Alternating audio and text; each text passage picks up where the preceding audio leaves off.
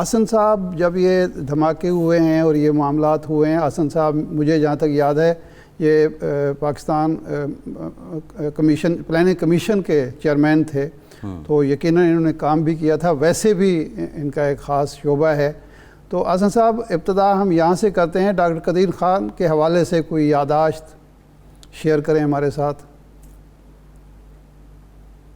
جی بہت شکریہ۔ جیسے کہ آپ نے کہا کہ واقعی ڈاکٹر اے کیو خان کا شمار پاکستان کے ان ہیروز میں ہوتا ہے کہ جنہیں محسن پاکستان کہا جا سکتا ہے۔ ان کی کنٹریبیوشن کے بغیر بلا شبہ ہمارا ایٹمی پروگرام کبھی پایا تکمیل کو نہ پہنچ سکتا، کیونکہ جو ری پروسیسنگ ٹیکنالوجی ہے اس میں انہی کی بدولت ہمیں وہ بریک تھرو ملا جس سے ہمیں 28 مئی 1998 میں دنیا کی 7ویں ایٹمی طاقت بننے کا اعزاز حاصل ہوا۔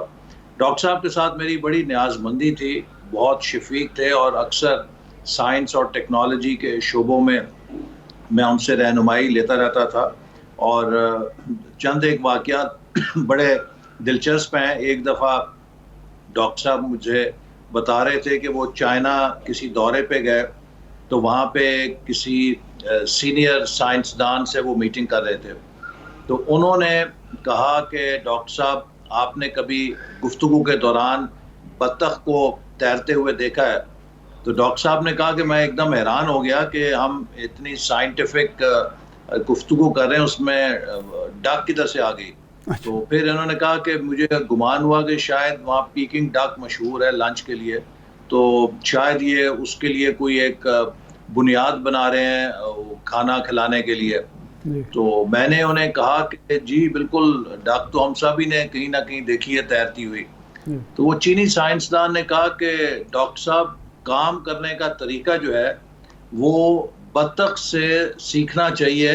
جب وہ تیرتی ہے تو آپ پانی کے اوپر اس کے جسم کے کسی حصے سے حرکت نہیں دیکھ سکتے، آپ کو یہ نہیں اندازہ ہو سکتا کہ یہ موشن میں ہے، لیکن پانی سے نیچے اس کی ٹانگیں مسلسل حرکت میں ہوتی ہیں۔ تو یہ طریقہ ہے کام کرنا۔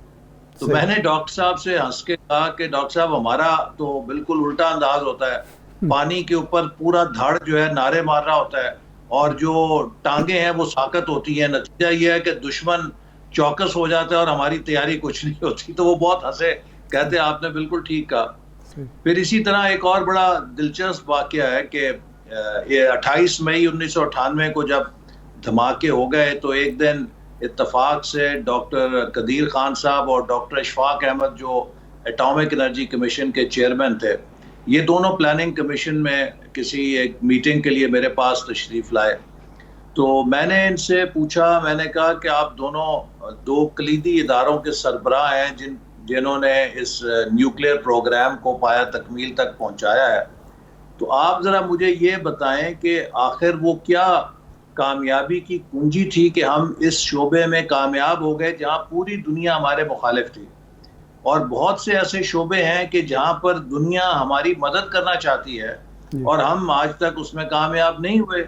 لوگ ہماری ایڈ بھی دیتے ہیں، ہمیں امداد بھی دیتے ہیں، ماہر بھی دیتے ہیں، لیکن وہاں پہ چاہے وہ ایجوکیشن ہے، چاہے وہ ہیلتھ ہے، چاہے اور کئی سیکٹرز ہیں، اس میں ابھی تک ہمیں بریک تھرو نہیں ملا۔ اور یہاں پہ ہمیں کوئی ایک اسکرو ڈرائیور دینے کے لیے تیار نہیں تھا اور نٹ اینڈ بولٹ دینے کے لیے تیار نہیں تھا، سب کچھ ہم نے خود ہی کر لیا۔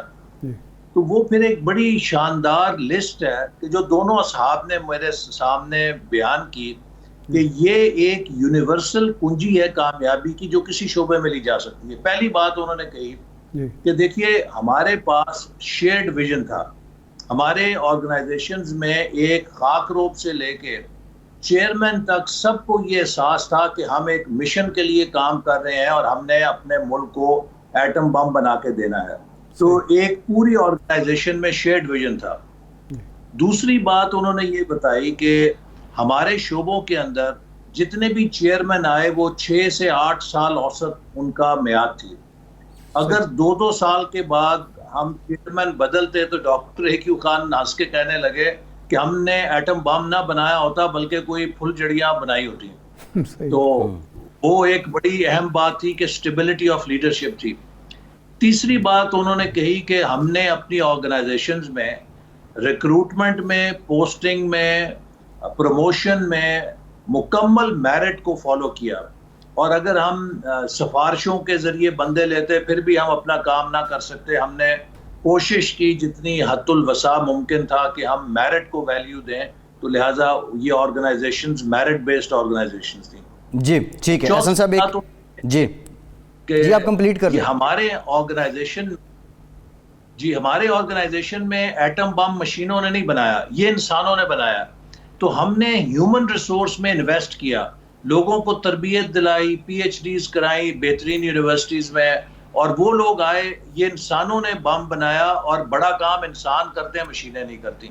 پانچویں چیز انہوں نے کہی کہ ہمیں فنکشنل اٹانومی دی گئی، کہ ہم پر اعتماد کیا گیا اور ہمیں آزادی دی گئی کہ ہم کام کریں. روزانہ کوئی ہم پہ سیکشن افسر یا کوئی اور اس طرح کی باتیں نہیں تھی کہ یہ کیا کر رہے ہیں، اس کا جواب دیں. اور آخری بات، ہمیں اپنے کام کے لیے جو وسائل درکار تھے وہ قوم نے کی، وہ دیے، فراہم کیے. ہم بغل میں فائلیں دبا کے بابوز کے پیچھے اپنے فنڈ ریلیز کرانے کے لیے نہیں بھاگتے تھے. ہمیں قوم نے وہ وسائل بھی دیے کہ جو وہ ہم سے تقاضا کرتی تھی. اور یہ 6 ایسی چیزیں ہیں جو کامیابی کی کنجیاں ہیں، جو کسی بھی شعبے میں اگر انہیں فالو کیا جائے تو یہ بہت اچھے نتائج دیں. احسن صاحب، کیا P D M seriously long march کے لیے سوچ رہی ہے، اور یہ جو وقت ہے، جو ٹائمنگ ہے، یہ کیا اس کے لیے موزوں ہے؟ دیکھیے، پی ڈی ایم کا آج کا اجلاس اس لیے مؤخر کرنا پڑا. ایک تو ڈاکٹر اے کیو خان کا انتقال ہوا، دوسرے ہمارے ایک سینئر لیڈر جناب پرویز ملک صاحب کا بھی آج انتقال ہوا. تو ان دونوں کے احترام میں آج ہمیں اجلاس کو ملتوی کرنا پڑا. 18 تاریخ کو سربراہی اجلاس ہوگا.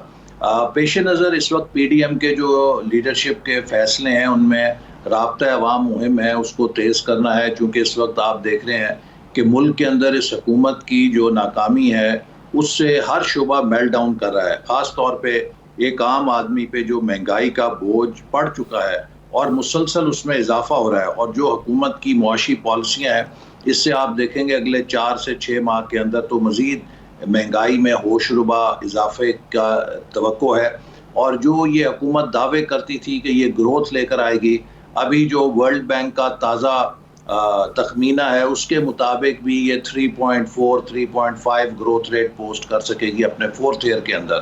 تو پاکستان جس کی ایک ینگ پاپولیشن ہے، ہمیں ہر سال 20 لاکھ نوجوان جو لیبر مارکیٹ میں انٹر ہوتے ہیں ان کے لیے بھی روزگار چاہیے. اگر اتنی سلو گروتھ ہوگی تو ہم تو ایک معاشرتی انارکی اور سوشل انریسٹ کی طرف بڑھ رہے ہیں. اسی طرح جو ہمارے اس وقت ریاست کا خلفشار ہے، ادارتی بحران ہے، وہ دن بدن گہرا ہوتا جا رہا ہے. پارلیمنٹ بے وقت ہو چکی ہے، عدلیہ پہ حملے ہو رہے ہیں، اسی طرح میڈیا کو دبایا جا رہا ہے، الیکشن کمیشن کے خلاف اعلان جنگ ہے.